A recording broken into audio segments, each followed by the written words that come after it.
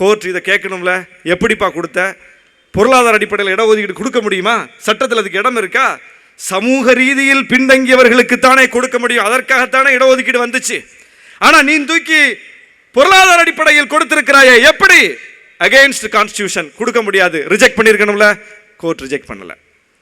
எத்தனை எத்தனை புதிய கல்விக் கொள்கையை கொண்டு வருகிறார்கள், நீட்டை கொண்டு வருகிறார்கள். ஒரு காலத்தில் கல்வி என்பது மாநில பட்டியலில் முழுக்க முழுக்க இருந்தது.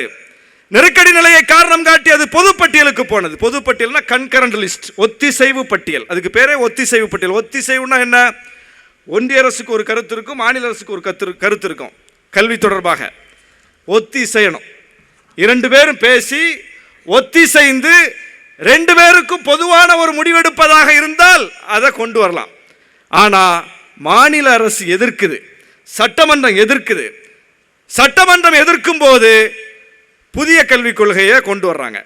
சட்டமன்றம் எதிர்க்கும் போது நாடாளுமன்ற பெரும்பான்மையை காரணம் காட்டி நீட்டை கொண்டு வர்றாங்க. பிரச்சனை கோர்ட்டுக்கு போகுது. கோர்ட் என்ன சொல்லணும்? நாடாளுமன்றத்துக்கு என்ன அதிகாரம் இருக்கோ அந்த அதிகாரம் சட்டமன்றத்துக்கு இருக்கு. அதனால நீங்க மட்டும் எப்படி தன்னிச்சையில் முடிவெடுத்தீங்க? அது கன்கரண்ட் லிஸ்ட்ல இருக்கு. அப்போ கல்வி என்பது, எஜுகேஷன் என்பது கன்கரண்ட் லிஸ்ட்ல இருக்கும்போது எப்படி நீ இந்த முடிவை எடுத்தாய் என்று அந்த புதிய கல்விக் கொள்கையை, அந்த நீட் தேர்வை ரத்து செய்ய வேண்டிய நீதிமன்றம் ஒப்புதல் கொடுக்குது.